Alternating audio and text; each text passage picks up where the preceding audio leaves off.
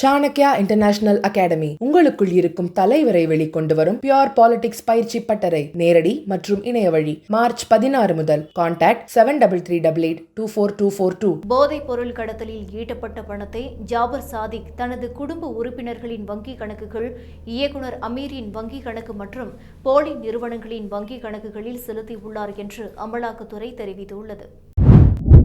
சினிமாவில் சொகுசாக வாழ்ந்துவிட்டு காலாவதியான காலத்தில் அரசியலுக்கு வந்து அங்கீகாரம் பெறுகிறார்கள். அரசியலுக்கு வரும் நடிகர்கள் ஊர் ஊராக செல்ல தேவையில்லை என்ற சொகுசு இருக்கிறது என்று தவிக தலைவர் விஜயை விசிக தலைவர் திருமாவளவன் மறைமுகமாக விமர்சித்துள்ளார். தென் தமிழ்நாட்டை ஒட்டிய ஆழ்கடல் பகுதிகளில் ஹைட்ரோ கார்பன் எடுக்கும் திட்டத்தால் மீன்பிடி பொருளாதாரம் மற்றும் மீனவர்களின் வாழ்வாதாரம் பாதிக்கும். எனவே இத்திட்டத்தை ரத்து செய்வதோடு அதற்காக வெளியிடப்பட்ட 7 அறிவிப்பையும் மத்திய அரசு உடனடியாக திரும்பப் பெற வேண்டும் என டிடிவி தினகரன் வலியுறுத்தியுள்ளார். சென்னை விமான நிலையத்தில் செயல்பாட்டிற்கு வந்தது மத்திய அரசின் உடான் யாத்ரி கஃபே. மத்திய விமான போக்குவரத்து துறை அமைச்சர் ராம்மோகன் நாயுடு திறந்து வைத்தார். இனி விமான நிலையத்திற்கு உள்ளே குறைந்த விலையில் உணவுப் பொருட்களை வாங்கலாம். அதன்படி உடான் யாத்ரி கஃபேலில் டீ மற்றும் குடிநீர் பாட்டில் 10 ரூபாய்க்கும், காஃபி, சமோசா, வடை போன்றவை 20 ரூபாய்க்கும் விற்கப்படுகிறது. திருவள்ளூரில் திமுக அமைச்சர்கள் எம்.ஆர்.கே. பன்னீர்செல்வம், பொன்முடி ஆகியோர் கலந்து கொண்ட அரசு நிகழ்ச்சி தமிழ்த்தாழ் வாழ்த்து பாடப்படாமல் தொடங்கப்பட்டுள்ளது சட்டவிரோதமானது, கண்டிக்கத்தக்கது. தமிழ் மொழியை வியாபாரமாகவும் அரசியல் செய்யவும் மட்டுமே திமுக பயன்படுத்தி வருகிறது என தமிழக பாஜக தலைவர் அண்ணாமலை விமர்சித்துள்ளார். விமான நிலையம் அமைக்க பரந்தூரை தேர்வு செய்தது தமிழக அரசுதான். அதற்கு அடிப்படை ஒப்புதல் மட்டுமே மத்திய அரசு வழங்கியுள்ளது. இது தொடர்பாக கலந்தாலோசித்து முடிவு எடுக்கப்படும் என மத்திய விமான போக்குவரத்து துறை அமைச்சர் ராம்மோகன் நாயுடு தெரிவித்துள்ளார். நாம் தமிழர் கட்சியின் ஒருங்கிணைப்பாளர் சீமான் வீட்டிற்குள் போலீசார் செல்ல முயன்றபோது அவர்களை காவலாளி தடுத்துள்ளார். அப்போது காவலாளி வைத்திருந்த துப்பாக்கியை போலீசார் கேட்டுள்ளனர். இதனால் இருவருக்கும் இடையே தள்ளுமுள்ளு ஏற்பட்டுள்ளது. இதனால் சீமான் வீட்டு காவலாளியை போலீசார் கைது செய்தனர். வக்ஃப் மசோதாவில் 14 திருத்தங்களுக்கு மத்திய அமைச்சரவை ஒப்புதல் அளித்துள்ளது. நாடாளுமன்ற கூட்டுக்குழு பரிந்துரைத்த 23 திருத்தங்களில் 14 திருத்தங்களுக்கு மத்திய அமைச்சரவை ஒப்புதல் அளித்துள்ளது. மக்களவையில் திருத்தங்களுடன் வக்ஃப் மசோதா மார்ச் 10ஆம் தேதி தாக்கல் செய்யப்படும் என தகவல் வெளியாகியுள்ளது. குமரி, நெல்லை, தென்காசி, தூத்துக்குடி, விருதுநகர், ராமநாதபுரம், புதுக்கோட்டை, சிவகங்கை, தஞ்சாவூர், மதுரை ஆகிய 10 மாவட்டங்களில் பிப்ரவரி 28ஆம் தேதி கனமழைக்கு வாய்ப்பு. குமரி, நெல்லை, தென்காசி, தூத்துக்குடி, விருதுநகர், ராமநாதபுரம் மாவட்டங்களில் மார்ச் 1ஆம் தேதி கனமழை பெய்யும் என்றும் வானிலை ஆய்வு மையம் தெரிவித்துள்ளது. கோடநாடு எஸ்டேட் கொலை வழக்கு தொடர்பாக அதிமுக நிர்வாகி சங்கர், ஆம்புலன்ஸ் ஓட்டுநர் கபீர் மற்றும் மின்வாரிய ஊழியர் சுரேஷ் ஆகியோரிடம் சிபிசிஐடி போலீசார் விசாரணை. கோடநாடு மேலாளர் நடராஜனுக்கு சம்மன் அனுப்பப்பட்ட போதும் அவர் ஆஜராகவில்லை. சென்னை மாநகராட்சிக்கு இப்போது உள்ள கடன் குறித்தும் அதற்காக செலுத்தப்படும் வட்டி குறித்தும் பாஜக கவுன்சிலர் உமா ஆனந்தன் கேள்வி எழுப்பிய நிலையில் சென்னை மாநகராட்சிக்கு 1488.50 கோடி ரூபாய் கடன் இருப்பதாகவும் அதற்கு மாதந்தோறும் 8.5 கோடி ரூபாயை வட்டியாக செலுத்தி வருவதாகவும் மேயர் பிரியா விளக்கமளித்துள்ளார்.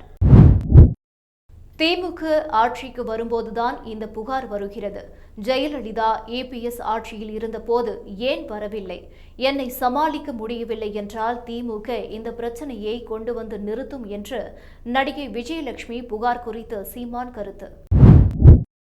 நான் கிருஷ்ணகிரியில் இருக்கும்போது எதற்காக என் வீட்டில் சம்மன் ஓட்டுகிறார்கள்?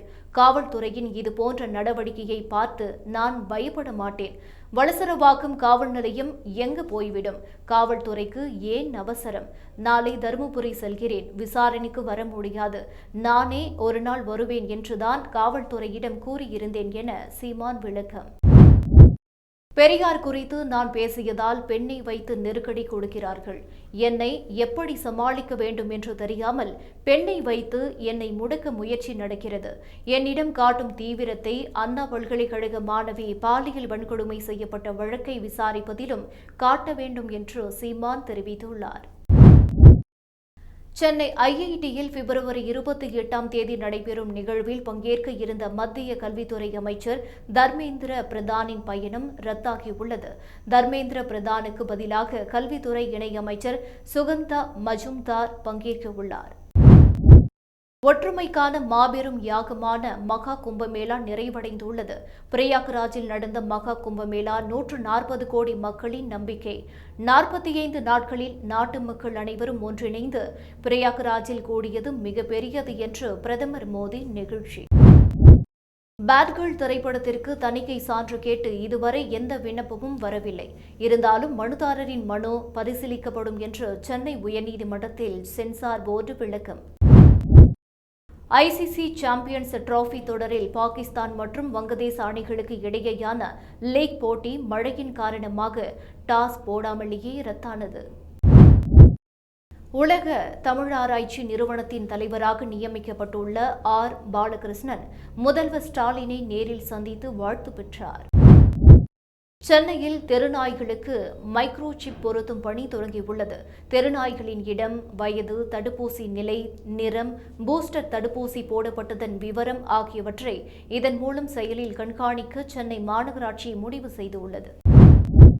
சென்னையில் வணிக வளாக கடைகளுக்கான மாத வாடகையை 5ஆம் தேதிக்குள் செலுத்தாவிட்டால் 12% அபராதம் விதிக்க சென்னை மாநகராட்சி கூட்டத்தில் தீர்மானம் நிறைவேற்றப்பட்டது. அரசியல் கட்சி தலைவர்கள் சிலர் ஒர்க் ஃப்ரம் ஹோம் எனும் முறையில் கட்சியை நடத்தி வருகிறார்கள்.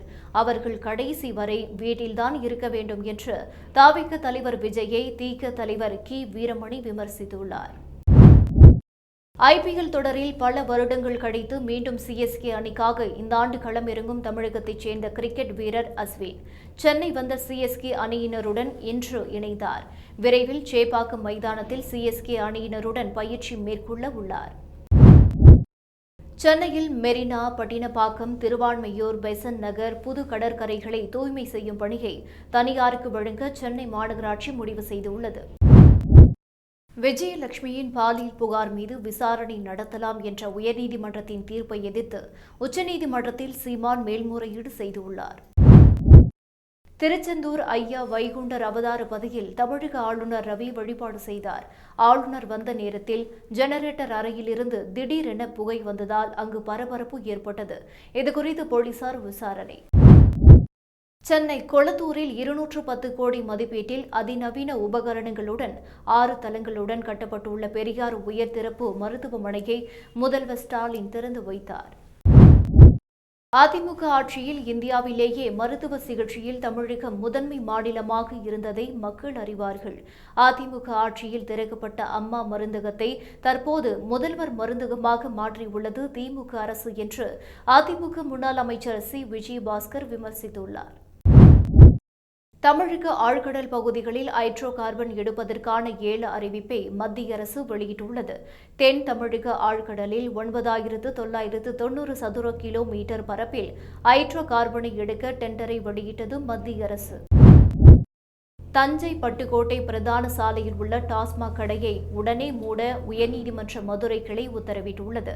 டிசம்பர் மாதமே ஆட்சியர் உத்தரவிட்டும் தற்போது வரை டாஸ்மாக் கடை திறந்திருப்பது ஏன் என்று உயர்நீதிமன்ற மதுரை கிளை கேள்வி எழுப்பியுள்ளது.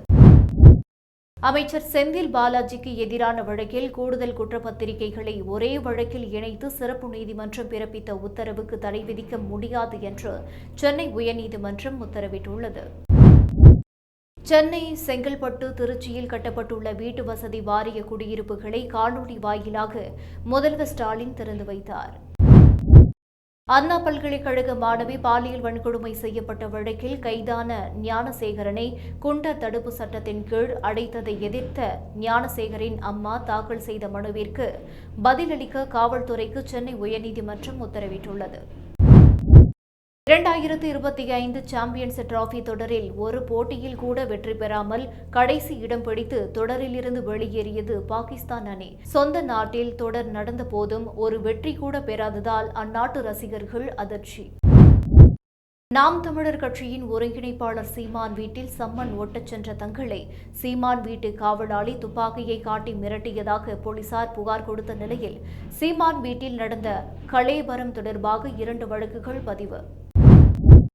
பகுதி மறுசீரமைப்பில் தென் மாநிலங்களுக்கு அநீதி ஏற்படாது என மத்திய உள்துறை அமைச்சர் அமித்ஷா கூறியது திசை திருப்பும் செயல் என கர்நாடக முதல்வர் சித்தராமையா தெரிவித்துள்ளார். வயநாடு வன உயிர் சரணாலய பகுதியில் மேலும் ஒரு புலிக்குட்டி சடலமாக கண்டெடுக்கப்பட்டுள்ளது. கடந்த 2 வாரங்களில் 3 புலிக்குட்டிகள் அப்பகுதியில் உயிரிழந்துள்ளன. ஆம்ஸ்ட்ராங் கொலை வழக்கில் கைதான நாகேந்திரன் வேலூர் சிறையில் இருக்கிறார். அவரை சிகிச்சைக்காக சென்னை தனியார் மருத்துவமனைக்கு மாற்ற முதன்மை அமர்வு நீதிமன்றம் மறுத்துள்ளது.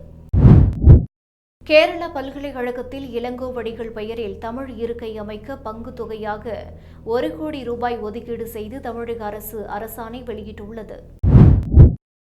சென்னை மெட்ரோ ரயில் நிலைய பணிகளுக்காக மண்டலம் 9, மண்டலம் 10, மண்டலம் 13 ஆகிய பகுதிகளில் மார்ச் 4ஆம் தேதி காலை 10 மணியில் இருந்து 5ஆம் தேதி காலை 10 மணி வரை குடிநீர் விநியோகம் நிறுத்தப்படுவதாக சென்னை மாநகராட்சி அறிவித்துள்ளது.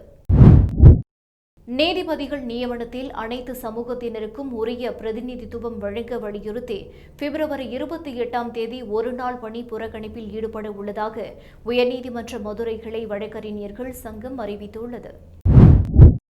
தமிழ்நாடு மின் உற்பத்தி மற்றும் பகிர்மான ஒப்பந்த தொழிலாளர்களின் கூட்டமைப்பு சார்பில் பிப்ரவரி 28ஆம் தேதி அறிவிக்கப்பட்ட போராட்டத்திற்கு அனுமதி மறுத்து சென்னை உயர்நீதிமன்றம் உத்தரவிட்டுள்ளது.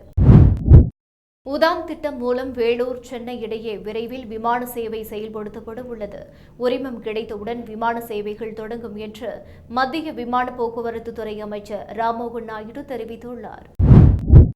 திமுக குறித்த அமித்ஷாவின் விமர்சனத்திற்கு நாங்கள் அசரப்போவதில்லை. அவரின் விமர்சனம் மும்மொழி கொள்கை உள்ளிட்ட இப்போதுள்ள பிரச்சினைகளை திசை திருப்பும் செயல் என்று துணை முதல்வர் உதயநிதி கூறியுள்ளார்.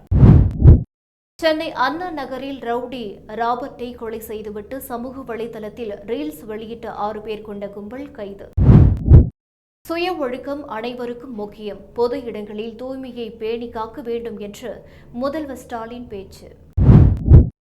கிரிப்டோ கரன்சி மோசடி குற்றவாளிகள் கைது செய்யப்பட்ட விவகாரத்தில் திரைப்பட நடிகைகளான தமன்னா, காஜல் அகர்வாலுக்கு புதுச்சேரி சைபர் கிரைம் காவல்துறை சம்மன் அனுப்ப முடிவு செய்துள்ளது. மாற்றுத்திறனாளிகளுக்கு உள்ளாட்சி அமைப்புகளில் பிரதிநிதித்துவம் கொடுக்க சட்ட திருத்தம் கொண்டுவரப்படும். மாற்றுத்திறனாளிகளுக்கு பிரதிநிதித்துவம் வழங்குவதே சமூக நீதி என்று முதல்வர் ஸ்டாலின் பேச்சு. கல்வியும் மருத்துவமும் திமுக அரசின் 2 கண்கள். நோயாளிகளை குடும்பத்தில் ஒருவராக பார்த்து சிகிச்சை அளியுங்கள் என்று மருத்துவர்கள், செவிலியர்களை முதல்வர் ஸ்டாலின் அறிவுறுத்தியுள்ளார்.